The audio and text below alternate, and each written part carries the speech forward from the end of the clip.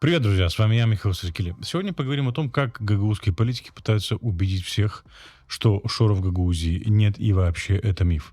А Серкили, который напоминает о преступлениях Шора в Гагаузии, оказывается, всего лишь навсего хайпует и распространяет мифы о Шоре ради денег. Да-да, вы не ослышались. Оказывается, Шор и все, что мы наблюдали и продолжаем наблюдать в Гагаузской автономии последние 2,5 года, это всего лишь навсего миф.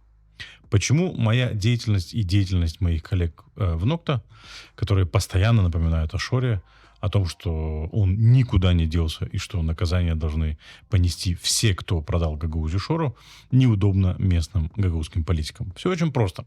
Мы сейчас наблюдаем самый настоящий сговор гагаузских политиков, которые приняли следующую позицию и тактику. Отрицать присутствие Шора и что он вообще когда-либо был в Гагаузии, переждать некоторое время и настаивать на том, что Кишинев должен возобновить взаимоотношения с Гагаузской автономией.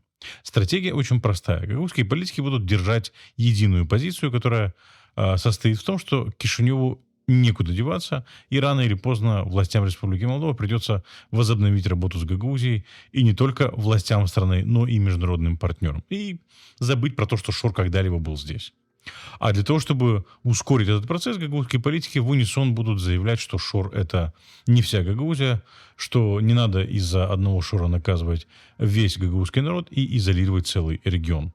Этой стратегии мешает очень сильно постоянное напоминание о Шоре, а также постоянное напоминание о том, что практически каждый политик, маломальски активный в гагаузской политике, способствовал приходу и укреплению Шора в Гагаузии. Многие из политиков, а особенно те, кто предлагает себя в качестве спасителей гагаузской автономии, пытаются убедить всех нас, что они не связаны с Шором. Но дело в том, что это все не соответствует действительности. Если покопаться, то легко можно обнаружить доказательства того, что они с Шором очень активно сотрудничали, защищали интересы Шора в Гагаузии, а те, кого Шор не взял в свою команду изначально, очень активно предлагали Шору свои услуги. С этой точки зрения их не устраивают две вещи. Ну, во-первых, напоминание о том, что их рыльца в пушку, и они испачкались Шором по самые гагашары, извините за выражение. И второй момент, который их очень сильно не устраивает, это напоминание о том, что необходимо осудить и прекратить политическую коррупцию в Гагаузии, которая фактически привела Гагаузию в состояние захваченности Шором. А осуждение политической коррупции очень неудобно нынешней так называемой политической элите гагаузской автономии. Потому что в этом случае нужно будет осудить не только период Шора, но и, например, тот самый референдум или же работу на Плохотнюка. А если копнуть еще глубже или еще дальше в историю, то нужно будет осудить и то, как так называемые гагаузские аксакалы продали Гагаузию Воронину.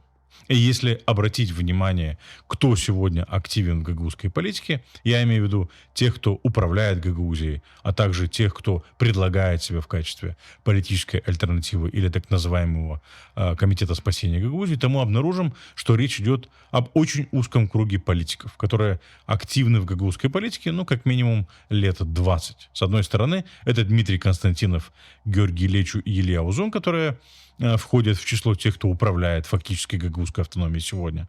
А с другой стороны, это Николай Дудогла, Михаил Формузал, Федор Гагаус и Петр Пашалы. И не только, да, которые предлагают себя в качестве альтернативы и спасителей гагаузской автономии. Где-то в кустах у обочины притаилась пока Ирина Влах, явно ожидающая команды «Старт», чтобы вернуться в гагаузскую политику. Новых лиц там мы особо не видим. Новые лица, которые при поддержке той же Москвы появились в гагаузской политике, куда-то исчезли, не прижились на политическом теле Гагаузии. Я имею в виду того же Виктора Петрова, ту же Евгению Гуцул и других шоровских активистов фракции помельче. Те вообще куда-то исчезли, их вообще ветром сдуло. На политической сцене остались вот эти вот старцы, это партия Нафталина, да, которая в гагаузской политике с начала нулевых, если не с 90-х. Причем все они на разных этапах то конкурировали друг с другом, то сотрудничали. Вместе или по отдельности продавали Гагаузию то Воронину, то Плохотнюку, но что они однозначно делали вместе, так это работали на Москву и отрабатывали с Шором заказ по дестабилизации Республики Молдова в той или иной форме. Эти люди не смогли оставить после себя ничего стоящего. Для них однозначно Гагаузия — это дойная корова и предмет торга. Единственное, в чем они заинтересованы, это в том, чтобы торговать Гагаузией и дальше. Они не заинтересованы в том, чтобы рефлексировать по поводу своих преступлений против Гагаузии. Они заинтересованы в том, чтобы все осталось как есть. Гагаузия и дальше оставалась заложницей статус-кво, где они определяют, кому продавать Гагаузию и за сколько. А такие, как Нокта и Михаил Серкели, их очень сильно не устраивают и раздражают, потому что требуют перемен, признания ошибочности и преступности референдумов от 2014 года, захвата Гагаузии шором и справедливого наказания за это. А они этого не хотят, потому что все были замазаны в референдуме в той или иной степени и в сотрудничестве с шором. При этом они не критикуют друг друга. Например, мы не слышали, чтобы так называемый Комитет спасения Гагаузии критиковал Константинова. А с другой стороны, за что критиковать Константинова? Он же сказал, что не был шором. Как же не поверить Константинову и его наивным глазкам? А за что критиковать, например, исполняющего обязанности Башкана, Илью Узуна? Он же уже не носит майку с шором и не клянется шору в любви и верности. Ты у нас в сердцах. Мы тебя любим, ценим, уважаем. И мы знаем, что ты всегда рядом с нами. Уже целых 8 месяцев прошло с того момента, как Узун признавался в любви к шору, надев майку с его фотографией. Это же целая вечность. Снял майку человек, значит, все, он не шором. И не вспоминать же вечно, как Николай Дудогла 3 раза в коротком видеоролике благодарил Илона Шора на выборах примара. Было бы смешно, если бы не было так грустно. Они этот трюк проворачивают не в первый раз. Раньше это было менее очевидно. Сейчас они делают это неприкрыто, фактически сговорившись. Причем, если 20 лет назад, когда они начинали свой путь в гагаузской политике, у них был хоть какой-то рейтинг и доверие от людей, то теперь это отработанный материал. Если раньше они предлагали хоть какое-то видение и идеи развития Гагаузии и искали партнеров среди кишиневских политиков и политических партий, то сегодня они стали настолько токсичными, что никто в Кишиневе не хочет с ними даже связываться. Посмотрите на рейтинг этих так называемых спасителей Гагаузии и так называемых руководителей. Все вместе они набирают, дай бог, 6 тысяч голосов. Вспомните результаты последних башканских выборов Дудогла, который набрал 5500 голосов, а Формузал вообще 1900. И Ирина Влах, которая корчила из себя звезду национального масштаба, на президентских выборах набрала 9000 голосов в Гагаузии, в 2 раза меньше, чем Виктория Фортуна.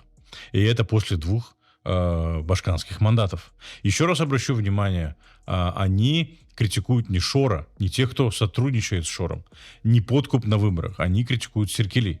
Давайте пройдемся по нескольким нарративам, которые распространяются в аккаунтах разных людей, близких либо к Константинову, либо к так называемому Комитету спасения Гагаузии. Первый нарратив: Серкели сеет межнациональную рознь и даже якобы призывает к геноциду. Мне сложно комментировать этот бред. Здесь явно взыграли чьи-то больные фантазии. Это очень удобная тактика — обвинять в геноциде тех, кто призывает к справедливости и правосудию. Где они увидели призыв к межнациональной розни и геноциду, мне не совсем понятно. Тот факт, что я обращаю внимание на то, что гагаузское сообщество стало соучастником преступления по подрыву молдавской демократии и в попытках оккупации Молдовы невоенным путем со стороны России, в этом нет призыва к геноциду и нет намека на межнациональную рознь. Я просто называю вещи своими именами. Как и многие жители, я хочу, чтобы виновные понесли наказание, и чтобы этого больше не повторилось. А упорное отрицание того, что эти преступления были совершены, просто-напросто гарантирует нам то, что они повторятся снова. И масштаб этих преступлений будет гораздо больше. И мы уже видим тенденцию. Сначала это были референдумы, где людей, накачав страхом и дав несбыточное обещание райской жизни в Таежном Союзе, согнали на избирательные участки, сделав участниками самого большого гагаузского народа.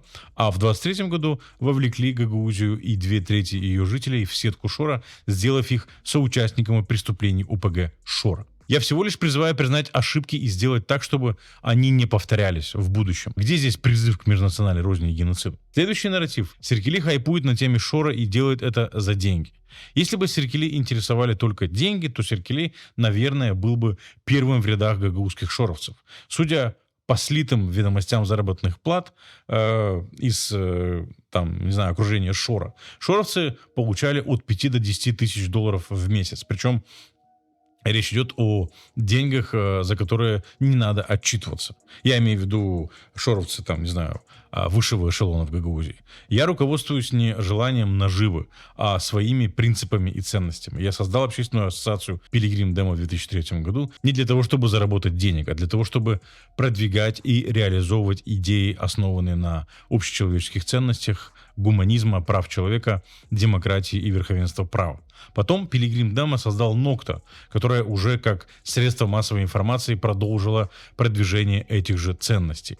Моя позиция как эксперта, лидера неправительственной организации и позже журналиста всегда была понятна и прозрачна. Позиция относительно того же референдума мной была обозначена и за все эти годы не менялась.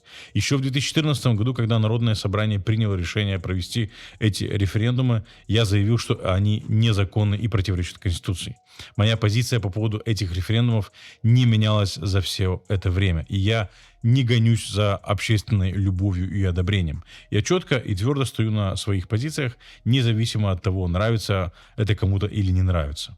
И где, собственно, вы увидели хайп на теме Шора? Шор — преступник, лидер ОПГ, осужденный на 15 лет лишения свободы. Это факт. Шор в интересах Кремля подрывает нашу демократию, угрожает нашей безопасности и пытается втянуть нас в войну. И это не преувеличение. Еще недавно Шор заявлял о необходимости объединиться с Россией. Значит, призвал встать на сторону агрессора против Украины и против Европейского Союза.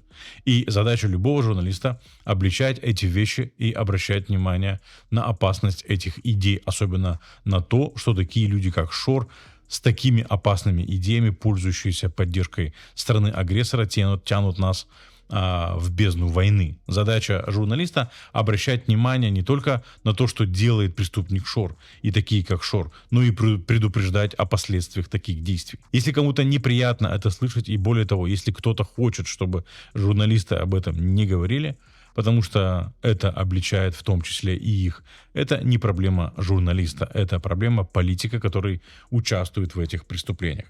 Следующий нарратив, который распространяют про меня, это то, что Серкели против мира в Украине. А где, собственно, вы видели, чтобы Серкели был против мира в Украине? Михаил Серкели солидарен с Украиной и поддерживает идею справедливого мира для Украины. Украина не начинала эту войну, и не от Украины зависит ее окончание. Завершение войны зависит от одного человека, от Владимира Путина, который начал эту войну, напал на Украину и пытается ее уничтожить.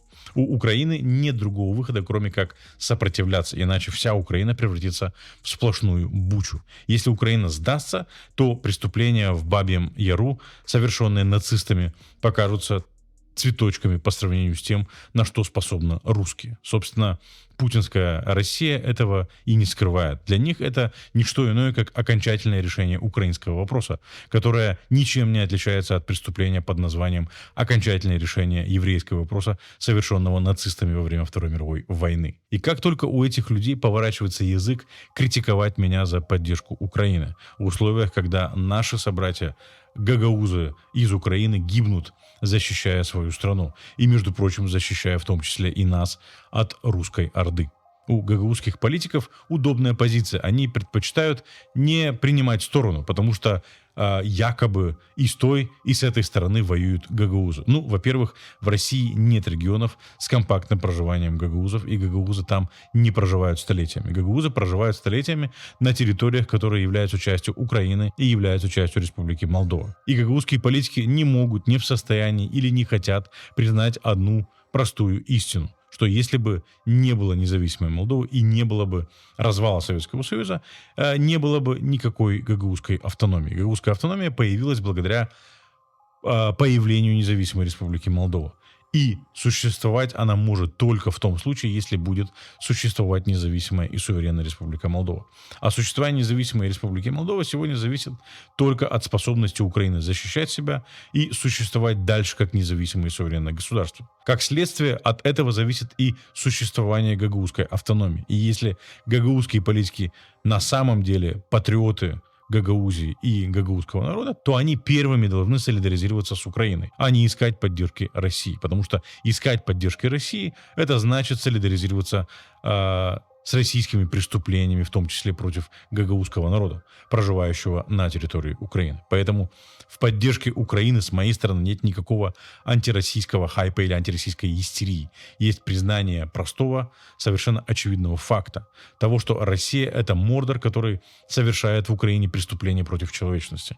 И когда гагаузские политики зовут сюда Россию, они зовут сюда не цивилизацию или развитие, они зовут сюда разруху и навлекают на головы гагаузов и всех граждан Республики Молдова беду. И на самом деле звать сюда Россию — это звать сюда геноцид.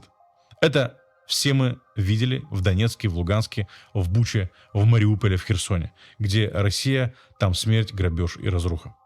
Я так много внимания уделяю Гагаузии в последнее время, потому что не хочу, чтобы Гагаузия ассоциировалась с продажными политиками, преступлениями самых отъявленных воров в истории Молдовы. Не хочу, чтобы Гагаузия ассоциировалась с российским Мордором. И не хочу, чтобы Гагаузия была предметом насмешек из-за того, что башка Гагаузии не в состоянии произнести простое слово «потенциал».